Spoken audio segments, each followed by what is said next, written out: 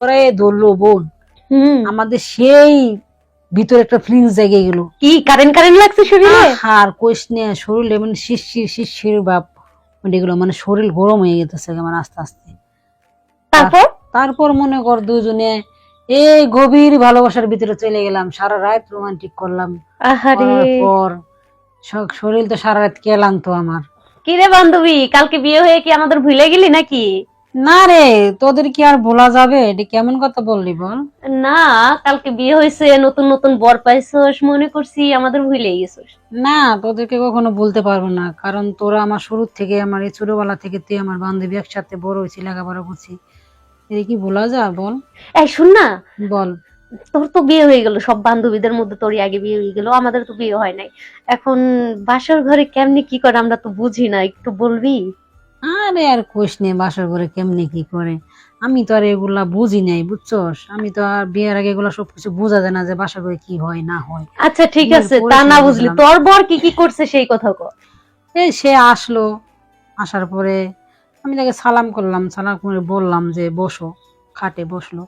বসার পর মনে কর সে আমার প্রথমে কানের জিনিসটি খুললো, তারপরে গলার চেনটা খুললো, তারপরে মনে কর তারপর ওই ওই হাতের চুড়ি খুললো, খুলে তারপরে যা করার তো আস্তে আস্তে আস্তে আস্তে আমার শোয়াইলো।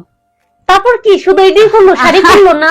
আরে শোন না, দিদি পাগল হয়ে গেছে শোনার জন্য। শোন, পরে মনে কর আস্তে আস্তে আমার শোয়াইলো, সময় মনে কর এই কপালে একটা চুমা দিল, দুই গালে দুটো চুমা দিল, ঠোঁটে একটা চুমা দিল, আর কি। তারপর আরে থামলি কেন, বল না।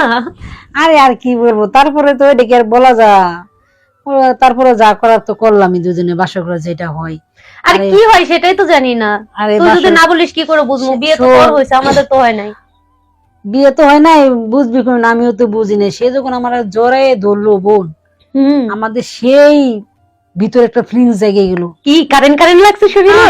আর কোষ নিয়ে শরীরে মানে শিরশির শিরশির ভাব এগুলো, মানে শরীর গরম হয়ে গেছে মানে আস্তে আস্তে। তারপর মনে কর দুজনে এই গভীর ভালোবাসার ভিতরে চলে গেলাম, সারা রাত রোমান্টিক করলাম। পর শরীর তো সারা রাত কেলাম তো আমার। এ বান্ধবী বল, তোর দেবর নাই রে? আমার দেবর একটা আছে রে, সেই হ্যান্ডসাম। বিয়ে করছে? আরে না, লেখাপড়া করতেছে।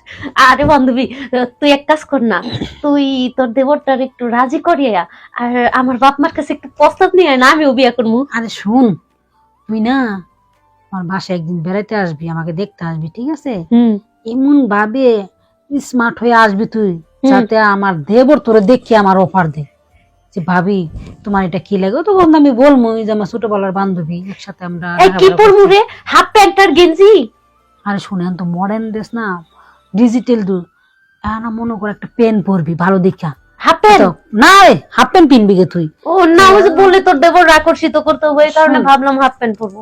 ফুল প্যান্ট পিনবি, যেটা ফুল প্যান্ট পরলে তো কিছু দেখবই না, তাহলে আকর্ষিত প্যান্ট পিনবি একটা, বা টি শার্ট বা একটা গেঞ্জি পরে আসবি, চুল সাইডে সেরকম ভাবে আসবি, তাহলে তো কিছু দেখবই না, তাহলে আকর্ষিত হবো কি দেখে? আরে তুই কি টি শার্ট পরলে কি তুই উড়না নিবি নাকি? দেখবে না মানে সবই দেখা যাবে।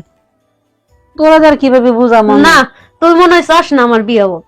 আরে আমি সেটা তো আমি ভালো চাই তোর জন্য, আর তুই আমার উল্টাটা বুঝিস না। তুই তো বিয়ে করে নিস, জামাই পাইছো, সেই কারণে তোর কাছে ভালোই লাগতেছে। এখন আমি বিয়ে করবো, আমার হাফ প্যান্ট পরবে দিবি না ফুল প্যান্ট পরবে? আমার বিয়েতে তো তোরা সেরকম ভাবে আনন্দ করতে পারেন, তোর বিয়ের মধ্যে যে আমি একলাই নাচবো গামো, যে ফুর্তি করবো রে, আমার মনের মধ্যে অনেক আশা, বুঝছিস? তুই খালি একদিন আমার বাড়িতে আস। আচ্ছা কোনা, তারপর জামাইটা কি করে? আরে যখন জড়াই দিল বুঝলামই তো, তোর তো এই কথা বললামই, সারা রাত আমরা রোমান্টিক করলাম, যা করা তো করেই ফেললাম। সকালবেলা শরীর ক্লান্ত, পরে আমার দাদি শাশুড়ি কি নানি শাশুড়ি আসছে দুধ নিয়ে, ঠিক আছে? ও না, ভুল করলাম, তোর দুলাবাই আসছে, ঠিক আছে? আমার স্বামী আসছে যে একটু দুধ দাও। আমি কি কই দুধ দিবি মানে বাসর গাইতে না হইতে, বাসর গো শেষ না হইতে হইতে আমার কই দুধ দিতাম। কিসের দুধ দিতাম? দুধ দিয়ে চাইলো, কিসের দুধ দিম? তারপর আমি বললাম দুধ মানে দিমু, দুধ কি এর দুধ?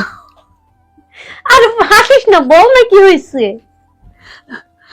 আমার কাছে আইসা দুধ চেয়েছে, বুঝছি? পরে দিছস? আমার কাছে দুধ থাকলে সে না আমি দুধ দিম। তোর কাছে দুধ নাই কি কইতেছিস? আমার কাছে দুধ চাইছে না, কিসের দুধ দিতাম আমি? পরে আমি এদিক ওদিক তাকাইয়ে দেখলাম আমার দাদি শাশুড়ি ওখানে এসে মনে কর টেবিলের উপর দুধ রেখে গেছে। ও তুই না বান্ধবী এমন ভাবে এই কথা দুধ কস। আমি তো মনে করো অন্যরা মনে করছি। না তুই যে এমন কি ভাবে দুধ কথা চাইছে। কস না, একদম চমকিয়ে দেস। পরে মনে করো যে পরে বুঝলাম, আমি আগে তো বুঝতে পারিনি, বুঝছো? এই হেল লাগে আমার ওইভাবে বুঝাইলি। আর তুই অত উল্টাটা বুঝছি আমার জামাইয়ের মতন, যে দুধ চাইতেছে, কিসের দুধ চাইতেছে? না এমনিতে বিয়ার লেগে মনটা ছটফট করে, আর তুই এমন এমন ভাবে কথা কস মনে হয় যে আর বেশি দিন ঘরে থাকতে পারুম না। আর শোন, ওই তোর কি কথাটা বলছো ওটা যেন মনে থাকে, ঠিক আছে? এই এই শুন, আমি না কালকে তোদের বাড়িতে আইতেছি। সত্যি বলছি। তোর দেবরটা কিন্তু বাড়িতে রাখবি। আরে আমার দেবরের এনে কলেজ টলেজ বন্ধ, বুঝছিস? তুই চলে আসিস তাড়াতাড়ি। কোন টাইমে এলে ওরা বাড়িতে পাওয়া যাবো রে?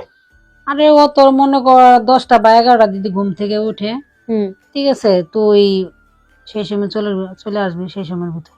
তুই দেখবি আমি এমন ভাবে আমু একবারে হিন্দি নায়িকা ফেল। তাই তো আমি বলছি তোরে যে তুই এভাবে আসবি, উন্না মুন্না কিছু নিস নে বোন, ঠিক আছে? আর পারলে তো আমি যে কি জানো বলে গেঞ্জি টেঞ্জি খুলে আইতাম, কিন্তু যে মানুষ না, তো খারাপ করবো। তোর তুই অফার দিবি, যাতে আমার দেবর তোরে দেখে অফার দেবে, ভাবি মেয়েটা কোথায় থেকে তোমার কি লাগে, আমার সেই ভালো লাগছে, পছন্দ হয়েছে, এরকম অফার যেন দেয়, বুঝছিস? এই অফার দিব তো। আরে অফার দিব মানে 100%। আচ্ছা তাহলে রাখি, আমি কালকে আসতেছি, আজকে প্রস্তুতি নেই।